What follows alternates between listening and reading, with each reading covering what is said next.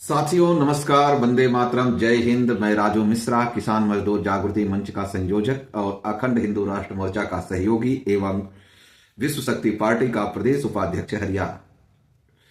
आज मैं बात करता हूं आप लोगों से, जो आप लोग जानते हैं हमें कि हम हमेशा बैंकों के द्वारा शोषित और उत्पीड़ित कर्जदार लोगों की आवाज को हम उठाते रहते हैं और आप लोगों को उससे निकलने की निजात या यूं कहें कि रास्ता आपको बताने का प्रयास करते हैं। आज इसी कड़ी में आपको ये बता रहा हूं कि आपको आखिर बैंकों से लड़ाई लड़ने के लिए किस तरीके से आपको तैयारी करनी है और कैसे आप इन बैंकों को आप घुटने टिका सकते हैं।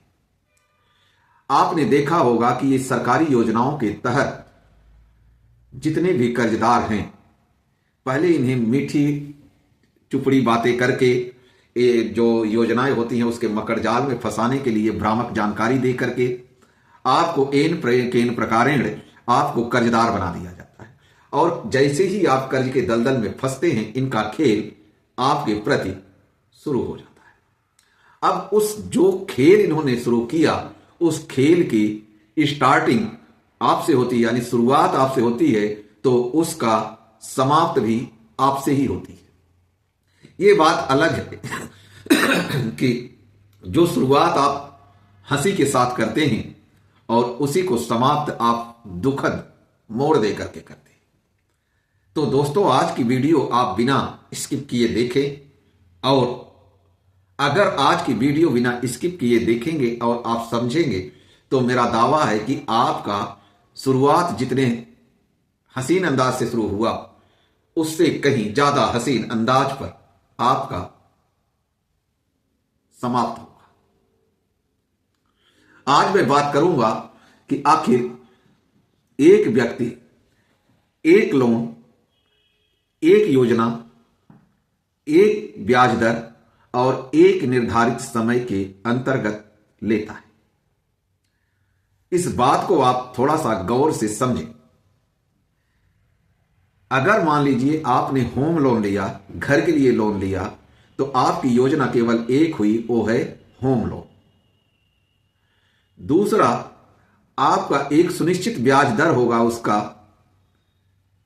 8%, 7%, 6%, 10% या 12%। तीसरा, आपको एक सुनिश्चित समय दिया जाएगा कि इतने दिन में इतनी राशि की ईएमआई यानी किस्तों के दौरान इतनी राशि की इतनी किस्त आपको हर महीना जमा करनी। इसके अतिरिक्त आपको कुछ नहीं बताया जाता है। अब इसी से आपको खेल को पकड़ना है। दरअसल आप जब एक लोन लेते हैं, एक योजना में लेते हैं, एक बैंक से लेते हैं, तो बैंक आपके साथ में 3 तरह से खेल शुरू करता है। पहला खेल शुरू करता है आप पर ब्याज के रूप में अतिरिक्त वजन बोझ रखना। दूसरा खेल वो शुरू करता है आपसे एन केन प्रकारेण आपकी रिकवरी। और तीसरा शुरू करता है आपकी प्रॉपर्टी यानी संपत्ति को हड़पना। इन तीनों चीजों को करने के लिए बैंक 5 पैरेलल कार्रवाई करता है और 5 जो पैरेलल कार्रवाई करता है इसे आपको गहराई से समझना होगा। पहली कार्रवाई करता है कि बैंक अपने बनाए हुए कोड ऑफ प्रिंसिपल का उल्लंघन करता है। दूसरी कार्रवाई करता है वो, जैसे ही आप लोन डिफॉल्ट करते हो आपके ऊपर रिकवरी के तहत आपको अपमानित करना, बार बार कॉल करना, आपको अंडर प्रेशर लेना।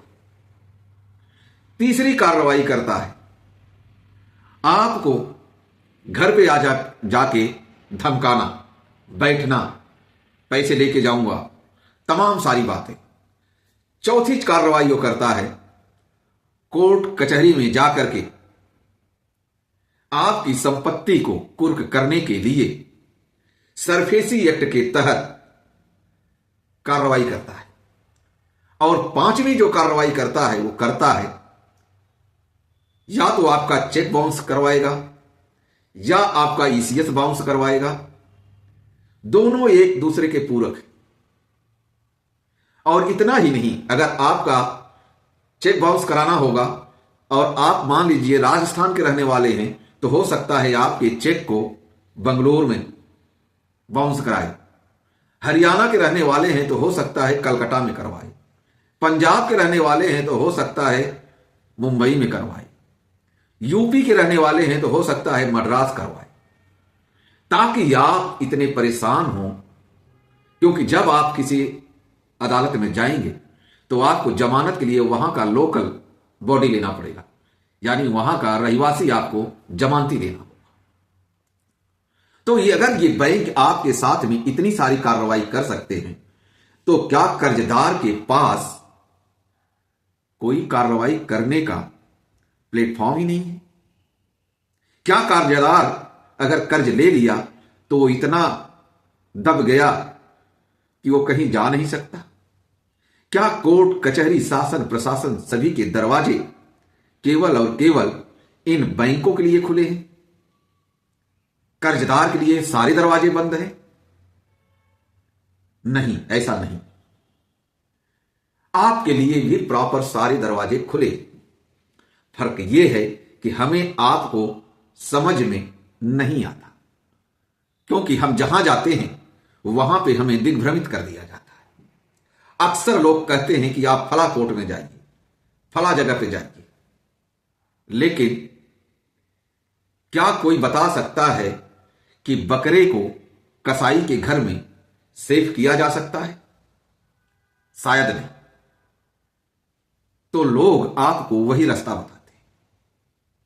लेकिन मेरे दोस्तों, आज मैं जो रास्ता आपको बताऊंगा, ये रास्ता आपको 100% एक मुकाम दिलाएगा। अब यहां पे आपको समझने की आवश्यकता है कि आपको अपनी कार्रवाई कैसे करनी, क्योंकि मेरा मानना यह है कि दुनिया के सबसे बड़े वकील आप, क्योंकि जहां भी आप जाएंगे, चाहे कोई भी संगठन है, वो संगठन आपकी लड़ाई आपसे ही लड़वाता है। तरीका उनका अलग होता है। यही हमारा संगठन भी करता है। हमारा संगठन भी आपके केस को आपसे ही लड़वाता है, लेकिन हमारा सिस्टम कुछ अलग है। वो सिस्टम ये है कि हम अपने सिस्टम को सिस्टोमेटिक तरीके से अपने लीगल पैनल से करवाते हैं और अलग अलग तरीके से करवाते हैं। यहां कॉपी पेस्ट का काम नहीं होता है, क्योंकि हर प्रोडक्ट अलग होता है, हर बैंक अलग होता है, हर नॉर्म्स अलग होता है। तो हमें उन सारी चीजों को देखना होता है। आपको जो कार्रवाई करनी है, उस कार्रवाई को आप दो तरीके से करिए। पहली कार्रवाई, आप आपराधिक मुकदमा दर्ज कराइए। आपराधिक मुकदमा दर्ज कराने में आपको बहुत ज्यादा स्ट्रगल करना पड़ेगा, क्योंकि बैंकों के खिलाफ अगर आप पुलिस में जाएंगे तो पुलिस वालों के पास एक जवाब है, आपने कर्ज लिया, लोन लिया, आप कहोगे हां, तो दे दो, नहीं आएंगे तेरे पास, क्योंकि उनके पास इतना समय नहीं होता। लेकिन ऐसा नहीं, सभी एक तरीके नहीं होते। आपने आपराधिक मुकदमा दर्ज कराने के लिए डीएम और एसपी का दरवाजा खटखटाए। अगर वहां से सुनवाई नहीं होती है तो आप अदालत का रुख कर सकते हैं। लेकिन ध्यान रखें, यह सारी कार्रवाई करने के लिए आपको तथ्य और एविडेंस, सबूत आपको इकट्ठे करने पड़ेंगे, और वो इन्हीं से इकट्ठे होते हैं। जैसे आपका जो निर्धारित ब्याज दर है, उस ब्याज दर में हेर फेर कर देते हैं। अगर मान लीजिए आपको कर्ज देते टाइम इन्होंने 8% की बात की है, तो आपको बाद में पता चलेगा कि वो 10% है। अगर इन्होंने ये कहा है कि आपकी किस्त 15,000 रुपए महीने की है और 20 साल के लिए है, तो हो सकता है कि ये किस्त आपकी 15 की जगह पे 30 साल की। इस तरीके से आपके साथ में ये डॉक्यूमेंट्स के अनुसार जो आपका एग्रीमेंट वगैरह होता है उस पर छेड़खानी करते हैं और अपने कोड ऑफ प्रिंसिपल का भी उल्लंघन कर देते हैं। सैंक्शन लेटर में आप देखेंगे तो आपको ब्याज दर और राशि लिखी होती है, लेकिन जितनी राशि लिखी होती है क्या उतनी राशि का भुगतान आपको हुआ?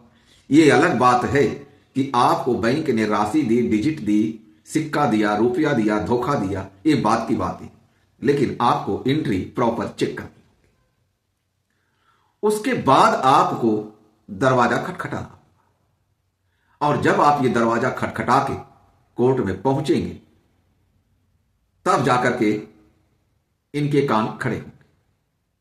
और इसके साथ साथ आपको यही नहीं रुकना है, इसके साथ साथ पैरेलल एक मुकदमा आप उपभोक्ता फोरम यानी कंज्यूमर कोर्ट में भी कर सकते हैं, क्योंकि अगर आपने कर्ज लिया तो आपने कोई क्राइम नहीं किया और आप बैंक के एक ग्राहक हैं, इसलिए आप कंज्यूमर बने और कंज्यूमर कोर्ट में आपके जाने का रास्ता खुला। जब आप कंज्यूमर कोर्ट में जाएंगे तो आप वहां पे सारी चीजें एक एक तथ्य पर आप रखें। दरअसल हमारे लोगों में एक गलत भावना ने धारणा कर ली है कि कंज्यूमर कोर्ट कोई कोर्ट नहीं होती है, जबकि कंज्यूमर के लिए कंज्यूमर कोर्ट से बढ़िया कोई कोर्ट नहीं होती। जैसे बैंकों के लिए डीआरटी से बढ़िया कोई कोर्ट नहीं, वैसे कंज्यूमर के लिए कंज्यूमर से बड़ा कोई कोर्ट नहीं। और यहां पे आपको बताऊं कि कंज्यूमर कोर्ट को आप हल्के में अगर लेते हैं तो आपकी गलत फहमी, क्योंकि कंज्यूमर कोर्ट में हमेशा आप देखेंगे तो 3 बॉडी बैठती है, जबकि न्यायालय के अंदर केवल एक जज बैठता है। हाई कोर्ट में डबल बेंच, ट्रिपल बेंच आपने देखा होगा, और हाई कोर्ट के बाद अगर कहीं बैठते हैं एक से अधिक तो वो केवल और केवल कंज्यूमर कोर्ट। और कंज्यूमर कोर्ट में आपके तथ्यों की बारीकी से सुनवाई होती है।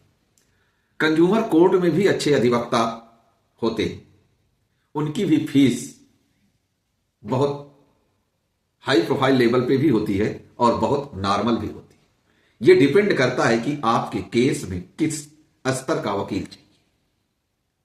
जब आप ये दोनों आपराधिक और सिविल प्रवृत्ति के मुकदमा इनके ऊपर करेंगे तभी जाकर के इनके ऊपर नकेल लग सकती है, क्योंकि जब आप कंज्यूमर कोर्ट में जाएंगे तो आप unfair trade practice, insolvency of service, breach of trust, इन तमाम एक्ट के तहत जाएंगे। और जब आप आपराधिक मुकदमे में जाएंगे तो आप 420, 406 इन तमाम धाराओं के तहत आप जाएंगे। और यहां पे आपको बताएं कि आपराधिक मुकदमे से सरफेसी एक्ट का कोई लेना देना नहीं। ये मैं नहीं कह रहा हूं, ये माननीय सुप्रीम कोर्ट कहती है। तो मेरे दोस्तों, आपको अपनी संपत्ति, अपना घर, मकान, परिवार, समाज बचाने के लिए आपको आगे आना होगा, और आप आगे इसी तरीके से आ सकते हैं। आपको प्रॉपर अपना एक एक पॉइंट, एक एक बिंदु, एक एक सबूत इकट्ठा करना होगा, तभी जाकर के आप इन बैंक वालों की गुंडागर्दी, बैंक वालों से जो शोषण, उत्पीड़न आप करवाते हैं, उससे आप मुक्ति पा सकते हैं। अन्यथा आप ऐसे ही शोषित होते रहेंगे और आपका सब कुछ खत्म हो जाएगा। जो व्यक्ति, जो भी भाई हमारे संगठन से जुड़ना चाहता है वो 94 684 77 951 पर व्हाट्सएप मैसेज कर दें। और अगर आप मुझे फेसबुक पे देख रहे हैं तो पेज को लाइक कर लें, फॉलो कर लें, और यूट्यूब पे देख रहे हैं तो चैनल को सब्सक्राइब कर लें। आज की वीडियो में बस इतना ही, फिर मिलेंगे। जय हिंद, वंदे मातरम।